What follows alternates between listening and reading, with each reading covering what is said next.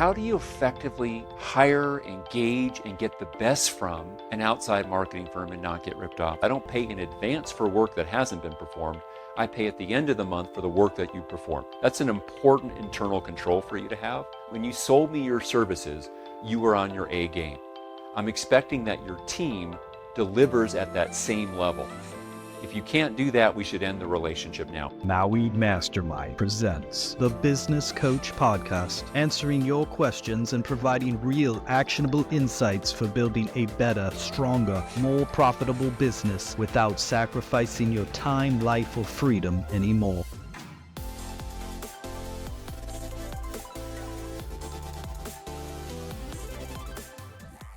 Welcome to this week's episode of The Business Coach. I'm your host, David Finkel. And this week, I want to respond to a question in a client situation that I think many of you who are part of this community are dealing with. How do you effectively hire, engage, and get the best from an outside marketing firm and not get ripped off? So I was trading some emails with a coaching client of ours, really nice woman. We've been working together for a number of years collectively, her with our company. And while I'm not her direct coach, I wanted to give some input to her.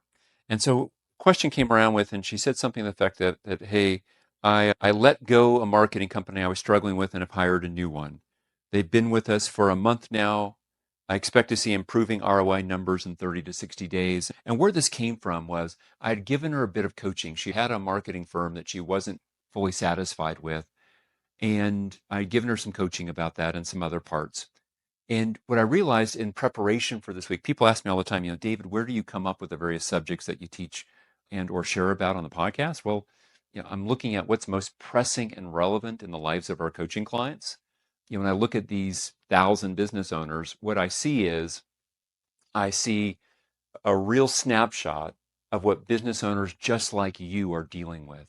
And so one of them is this idea of how can I actually hire a marketing firm and get what I'm paying for it, to get real value, real return on investment, and not get ripped off. And having done this as long as I have coaching businesses and running companies, it is really easy to make mistakes when hiring outside marketing firms.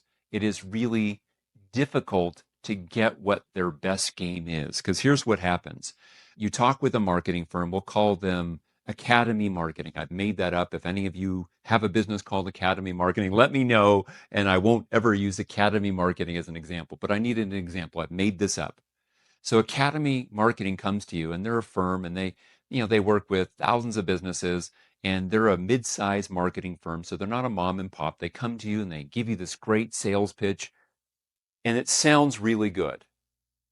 And what happens is when they're selling you to hire them on a monthly retainer basis, you are getting their A or their B game. But when they're producing for you over the course of 3 months, 6 months, 12 months, 24 months, oftentimes their game, you start getting their B or C grade game. And so they use their best people, their best talent, their best efforts to sell you on. And then their fulfillment is not always as high quality, we'll put it that way. And things start slipping, deliverable timelines start slipping, and it's a real problem, especially when you think about it. You might pay a marketing firm, it's not unusual to pay anywhere from $3,000 to $10,000 per month for a typical small to mid-sized company when you're hiring an outside marketing firm to do some of this. I've had clients who paid as much as $30,000 or $40,000 a month to an outside firm. I've had occasions where I paid $10,000, $15,000 a month. I've had clients who paid $3,000 to $5,000 per month, but that's a fairly substantial portion of a small to mid-sized company's revenue to use as outside company. And what you were promised with was a body of things, X, Y, and Z. And so if you're paying, for example, $5,000 a month, but they're 1 week delayed in delivering these things, in other words, they're delivering and doing fairly well 3 weeks out of 4, your $5,000 payment is actually effectively gone up by 25% because they're not producing that last week out of the month. So how do we deal with this? I'm going to give you simply 4 ideas to make this work better for you. And this is the coaching. If you were my direct client, here's exactly how I'm going to coach you to do the same thing. So first and foremost, number 1 is I want to use the frame of selection to help make sure I clarify the promises of that other party. So the first part is I don't ever look at just one firm. I interview two or three or multiple firms with that part. And I let them know that I'm going to be selecting which firm I want to work with. That immediately raises the bar for them and pushes them to give you a better game. Number two, I'm going to want to make sure that their body of promises are clearly made to you under the rubric of selection. And so what does this look like? So I'm talking with Joanne, again, made up name, Joanne at Academy Marketing Solutions. And so I say, Joanne, just to be clear here, what is it that I should expect from you? If we hire you, like you've said here, and you're going to take over our social media marketing, or you're going to take over our pay-per-click campaigns, if you're going to take over our podcast marketing, if you're going to take over our blank, whatever it is, let's start and just make it our social media marketing, just to have a narrower universe. What should we expect from you in terms of results? So let's say we're working with you over the course of 3, 6, 12 months or longer. First of all, my first question is, what does great performance on your side look like? What do you think realistically is the best case outcome from you working with us? Got it. I'm hearing X, Y, and Z. What do you think realistically is the worst case outcome? We should expect to get at least what? Based on those parts, what's the most likely outcome if we're a good client and we do our part, not perfectly, but do it reasonably well? What should we likely expect to see? Now, when you start talking in these body of promises where you start asking for what are the results we should expect to see, almost always most of the marketing firms are going to start saying things like hemming and hawing and not really wanting to pin it down, especially when you start to repeat back what you're hearing. Push harder on that part. You should be able to ask them for that. Hey, best realistic case, what should we expect for results? Worst realistic case, what at minimum should we expect to see? And most common or most likely result, if we reasonably do our part based on what you've had for past clients. If we're not the best client you've ever had, but we're a solid, strong doing our share of the work client, what should we reasonably expect to see? I want to actually nail down that body of promises, and we'll call this step number 3. I'm going to actually recap in an email those bodies of promises, and I'm going to merge, there's the fancy legal term, merge those body of promises from that recap email into any written agreement that I have with that company. A couple things are going to happen. First of all, you are immediately going to separate yourself from the average client that they have. Why? Because most of their clients listen to the pitch and say, yes, I'll sign with, do that for me. But they've never really taken the time to clarify it. Now, when we've clarified that those body of promises and we've made it part of the contract, right? We've made it part of the contract. And we didn't do one step, we did it in 2 steps. We did it on the Zoom call or the phone call with them as they sold us their services. And then we recapped, hey, Joanne, here's my understanding of what we will expect to get from you at Academy Marketing Services. We expect that best realistic case will get this. Absolute worst realistic case, rock bottom, will get this. The most likely outcome, if we do our part reasonably well relative to your other clients, is we'll get this, right? So we're looking for promises in this body of promises 2 ways. One is, what are the results we should be expecting? And the other is, what are the actual tasks or work performed? We'll call that tasks or work performed. And work performed is probably the better term for that part. What do I mean by this? If they're doing my social media side of it, and they're saying, David, for example, they might say, David, most realistically, what you should expect is we're going to grow that over the course of the first 90 days, we should be able to grow your followers on Instagram and or one of the other sites that you're focusing in on. For example, let's say you focus on Instagram and Facebook based on the demographics and ages of your target audience, your best customer audience. And, let's say right now you're at, I'm going to make this up, 10,000 followers on Instagram and 18,000 followers on Facebook. Again, I'm making that part up. So they say, well, within 90 days, that number should be at 20,000 followers on Instagram and 25,000 followers or 30,000 followers on Facebook. And engagement stats should show this way, right? The average number of engagements per post that you have is going to go from this to this. That's commonly what we'll see. Rock bottom is it might not go from here to here, but it'll go from here to at least here. And that's something that you should be able to count on from us, right? So I've got this body of promises. Then I now ask, and tell me, what are the actual steps that you'll be taking to get those results for me? Okay, so you'll be doing, I'm making this up. You'll be doing 5 posts per week on Instagram. You'll be doing 3 video-based posts per week on Facebook and another X posts per week this way. You'll be boosting certain ones through paid on the Facebook side. And over here on Instagram, you'll be doing this, right? I want to get clear on what are the steps, the work that they're actually going to do that's going to get those results in broad strokes. Why?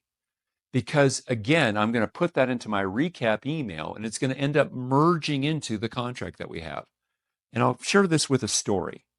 So I remember this conversation I had with one of our coaching clients in the past. And this is a guy who had hired an outside marketing firm. At the time, he was only spending $3,000 a month. So it was inexpensive relative to many businesses. But $3,000 a month is still, that's $36,000 a year. And what he was sharing with me was that the timeline for what they were supposed to produce for this new website and the marketing that they were going to do kept slipping. I said, isn't this interesting? So you're paying $3,000 a month on a retainer amount. Every month you're paying $3,000. Every month you're paying $3,000. What's their incentive to do the work on time or faster? Is there really any incentive for them? Matter of fact, in some respects, their incentive is to go slower because you keep paying them. I said, what I recommended he do is get clear on what are the body of promises that were made, recap that, make it part of the agreement so that if they're delayed and not delivering what they said they would do in month 1, don't pay them month 2 until they finish the body of work that they had committed to do for month 1. And if that takes them an extra 10 days, wonderful. Once they've got that done, now I make payment number 2 for the next period of time. When you start connecting payment that you give to them with them actually generating first the work performed and secondly the results generated, now you created an alignment in the actual accountability. And this is really important because most outside marketing firms are going to charge you on a monthly fee. They're going to try to charge you the fee at the beginning of the month. I always will tell them, hey, we'll pay in arrears at the end of the month. I don't pay in advance for work that hasn't been performed. I pay at the end of the month for the work that you performed. That's an important internal control for you to have. I say, look, I'm happy for you to have my credit card on file at the end of the month. You've done your body of work that you've agreed to perform. Charge the card for my $5,000, no problem. And then I'm going to be very clear, what are we going to be tracking to make sure that we're getting the results that we're wanting? Now, in most cases, you're not going to get results in a marketing firm, 30 days later. It's not going to be that fast acting. It might be 90 days before you can reasonably know that the results initially are going. And for some things, SEO or other types of outside firms that you're using, it might take 6, 12 months before you really know are the results going to show. But you could always tell was the actual work performed much earlier. It's a leading indicator.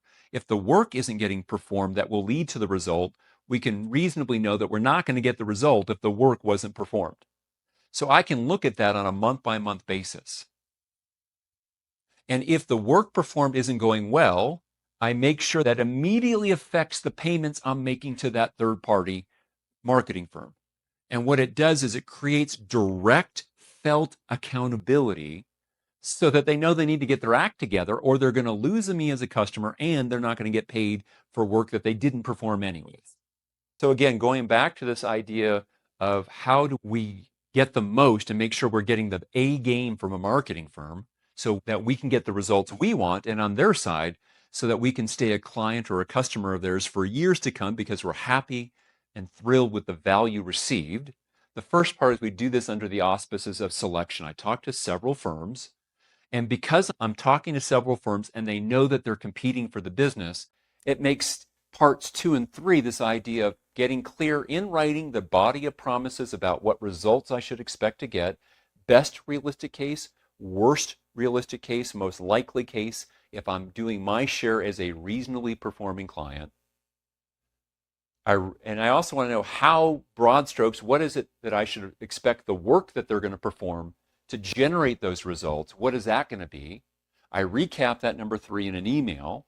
And then when we go to do the contract, I simply merge that. I say, they're going to give me their boilerplate contract, which is going to not protect you at all. But what you're going to do is you're going to put down, we're going to call this earlier body of promise email, we're going to call that attachment A. And we're going to say in their agreement, we're going to write it in, attachment A is hereby made part of this agreement. And where attachment A and this agreement come into conflict, attachment A will prevail. Again, I'm not being your attorney. I'm not an attorney. I'm going to rely on you to check with your own attorney, your own psychic, your own goldfish, whatever it is. But having done this enough, I'm saying this is how I would coach someone to do it. And now, later on, you want to be careful because they're going to want a longer term commitment. And by the way, if they really do deliver and do the work that they promised to do and generate the results they promised to generate, then you're going to stay with them for years. We've used marketing vendors at various times, some of whom we've kept for 5 years, 10 years, 2 years, but some of whom we found after a month or two, they weren't doing the work that they promised to perform, let alone getting the results. We ended that much sooner. So if they do want the long-term contract, I would caution, and even at that part, saying something in attachment A, saying this is the body of promises. If you don't live up to these body of promises, then we have the right to cancel the agreement. That's important for you to protect yourself, to make sure that you're not going to get ripped off with this part. So that's 1, 2, 3. Now, number 4 is you've got to hold that marketing firm accountable. You've got to hold them accountable. And the good thing is if you did your work up front to get clear on the body of promises, the results you should expect to see, and the work that will perform that will generate the results, accountability becomes easier. You can see on a weekly, bi-weekly, monthly basis, did they actually do the work that they said they would do? Because you can see the work product if they've done it. And over the course of time, not over the course of a year, but over the course of 90 days, 120 days, are you starting to see the results trending the way that you want? Part of what you need to do when you establish the accountability is to get very clear on what's the accountability framework, right? If you know that these are the results you should expect to see, that is one part of your scoreboard, right? In our example here, we had things like we want to see the number of followers or the engagement per post. Those are things that can be tracked, right? I don't know if those are the best ones to track. I'm not an expert on Instagram marketing, but they should be. So I want to know what are the results they're promising? And part of the conversation has been about how are they going to track that and report that back to you. You're doing that in the selection portion that's in your recap so that you're getting this regular reporting. If they're not delivering the reporting to you, no problem. You don't make a payment for the next period of time. They say, well, where's our payment? I said, hey, we talked about this and their body of promises. You said I would get monthly reporting that would show me X, Y, and Z. I have not received monthly reporting on that. You have not lived up to that part. When are you planning to get that to me? If you get that to me, I'm more than happy to pay for that period of time. But without that, you haven't delivered on your promises. And by the way, going forward, it's not going to work long term if you aren't regularly, without me asking, getting me that reporting. That's an expectation that I had from our initial conversation. You said it was a reasonable expectation. We put it into our agreement that you're going to be doing that, and I'm going to hold you to that. Hey, I'm going to be a great client for you. I will reasonably do all the things that you need from me. I'll get you information on a timely basis that you need from me. I'll make the decisions that you're asking me to make as we go in a timely way. But I'm also going to hold you to your performing. When you sold me your services, you were on your A game. I'm expecting that your team delivers at that same level. If you can't do that, we should end the relationship now. Are you going to be able to deliver to me this body of promises that you've made, giving me your best? Not perfect, but giving me the best that you're capable of. If so, I'll be a client for many years to come. If not, then we should end this relationship now. This is how you call forth their best. You hold them accountable. You hold them accountable looking at the results and the work performed, which means you need some framework. Early on in the relationship, you probably want to have more frequent touches with those people. That might be weekly, a quick meeting. That might be a project tool that's used online that you can see what's being done by whom and kind of see that, whether that's one of the, the Asanas of the world or the Zoho projects of the world or the Liquid Planners of the world or Microsoft projects or whatever it might be, a Slack channel set up to manage that, Teams used for that. But you're also going to want to make sure you have some regular points of conversation. Now, one mistake I see people make is they meet with this marketing firm once per month. And the problem with meeting once per month is you're going to have a lot of gap for things to go left and right. If they've shown that they do really well, then giving them a month as a unit of accountability can work. But in general, early on, you want that unit of accountability to be weekly, possibly bi-weekly, that you're going to have somebody checking in on the work that they're doing and meeting with them to make sure that they're doing the work they promised to perform to get the results that they are. Once they've started consistently getting you the results, now we can check in a little bit less frequently. Maybe I don't need to check. Maybe I can look at the reporting weekly, but maybe I only need to meet with them once a month or once every other week, bi-weekly.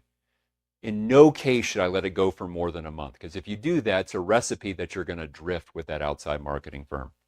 And this is an important one. So going back, we do this under the selection frame. We get clear on what are the body of promises this marketing firm has made to me. What are the results I should expect to get? Best, worst, most likely case scenario. How are they going to get that result? What's the work they're actually going to perform that's going to lead to that part? How are they going to share with me information? What should be my expectations about reporting? I get all of that clear. I recap that in an email back to that person afterwards. I say, this is what I took from it. If in any way I'm not being clear or accurate with it, please correct me on that in writing here. Am I good? Is this and when you're doing it under you buying their services under the selection frame, it goes real well with that. Then when you say, yes, let's go forward, Joanne will work with you in Academy Marketing, $5,000 a month. She's going to send you an agreement. You merge your attachment A, your recap email, as part of that agreement. And if they have issues with that, you got to ask yourself, why do they have issues with that? They've already agreed that this is what they're going to do. If they don't want that as part of your written agreement, something's off. In the mortal worlds of Shakespeare, something smells rotten in Denmark. I'm probably butchering that one from Hamlet. And then finally, I need to hold them accountable to that body of promises that they've made about results and the work to be performed over time. And one of the best ways of doing that is connecting payments made with work produced and results generated, which means I pay in arrears, not up front for the month. And I stay on top of that with reasonable units of accountability. So that was a mouthful, right? But regardless of your business, the same formula, by the way, works with any outside vendor that I'm working with. It's a good formula, but it's especially important when I'm working with an outside marketing firm so that I get their best game. I hope you have enjoyed this edition of the Business Coach. My goal for you is every episode you pick one thing from the episode that you're going to take from the episode to put into practice. So here's my call to action for you. What's the one idea you're going to pull from today? The one idea you're going to implement, whether you use this with an outside marketing firm or you use this with an outside fractional CFO company, or you use this with an outside sales agency or an outside logistics company, the same 4 pieces work really well. It's a little bit more work up front, but you'll get much more value on the back end and you'll protect yourself from getting ripped off. I look forward to seeing you next week. Bye, everybody.